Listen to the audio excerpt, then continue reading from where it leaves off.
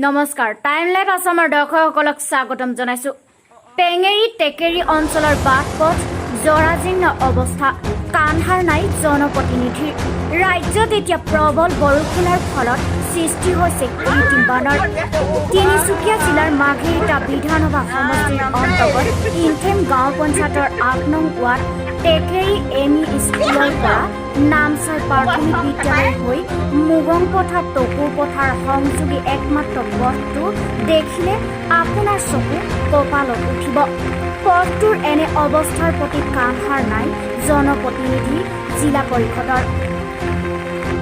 আনকি পঞ্চায়তৰ সভানেত্ৰী অৰুণা গুডুঙৰ আৰু কাউন্সিলৰ অৰুণা চেতিয়াৰো সময় নাই ৰাইজৰ খবৰ খাতি ল'বলৈ। এয়াই নহয়, মাঘেৰিটাৰ সমষ্টিৰ বিধায়ক ভাস্কৰ শৰ্মা দেৱৰো সমষ্টিৰ ৰাইজৰ খবৰ ল'বলৈও আহৰিয়ে নাই।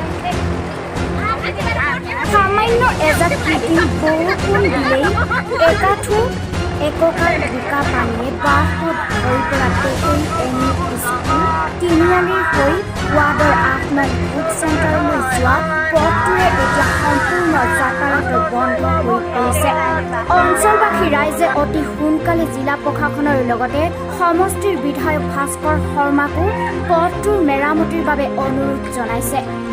লগতে অনুৰোধ জনাই কয় যে অসমৰ মুখ্যমন্ত্ৰী সৰ্বানন্দ সোণোৱালৰ স্থানীয় ৰাইজৰ এনে পানীত হাঁহ নচৰা অৱস্থা দেখি বিভিন্ন দল সংগঠনে তীব্ৰ ভাষাৰে গৰিহণা দিছে।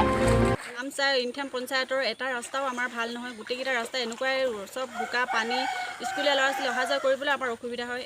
একাঠো পানী, ল'ৰা ছোৱালী পুলবোৰতো ইমান পানী, ল'ৰা ছোৱালী যাবলৈ নোৱাৰে, ইমান দিগদাৰ। বেমাৰী হ'লে বেমাৰী এজন নিবলৈ আমাৰ ঠেলাত নিব লাগে, নহ'লে ৰিক্সাত নিব লাগে। নহয় বেমাৰী টেকেৰী স্কুল পাই মানে পকা ৰাস্তা মানে মানুহে মৰিব, এনেকুৱা হয় আমাৰ পৰিস্থিতি।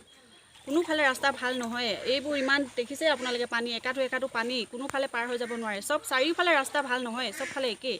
এনেকৈ যদি আমাৰ ৰাস্তা পদূলি আমাৰ ভাস্কৰ শৰ্মা বিধায়ক ডাঙৰীয়া যদি আমাৰ হেৰি কৰি ৰাস্তাবোৰ ঠিক কৰি নিদিয়ে, আমাৰ অহা ইলেকশ্যনত আমাৰ ভোট দিয়া নহ'ব, ভোট বৰ্জন কৰিম বুলি আমি ভাবিছোঁ। গোটেই ৰাইজে আমি সিদ্ধান্ত লৈছোঁ।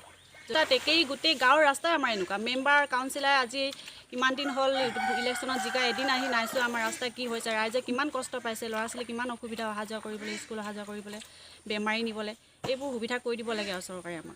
আজি বিজেপি চৰকাৰ অহা ৩-৪ বছৰ হৈছে। কংগ্ৰেছ চৰকাৰ দিনৰ পৰা আমি যোগাযোগ কৰি আছিলোঁ। আমি যুৱ সংঘৰ ফালৰ পৰাই হওক বা ৰাইজৰ গঞা ৰাইজৰ ফালৰ পৰাই চবৰ ফালৰ পৰা এখন আমি দৰখাস্ত প্ৰতিবাৰে হয়তো মাহেকে পষেকে আমি দৰখাস্ত দি থকা হয়। তথাপিও আমাৰ এই ৰাস্তাটোৰ বিষয়ে এইটো বুলিয়ে নহয়, গোটেই টেকেৰী গাঁওখনৰ এটা ৰাস্তাও আমাৰ সুবিধা নাই।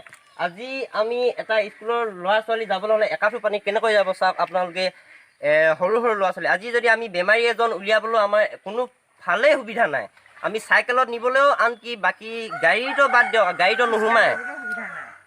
চাইকেল এখন বাইচাইকেলত উঠাই লৈ যাওঁ বুলি ক'লেও সেই মানুহগৰাকী আমাৰ টেকেৰী এম ই স্কুল পোৱাৰ লগে লগে মানুহ মৰি যাব, মেডিকেললৈ নিয়াতকৈ নিনিয়াই ভাল আছে।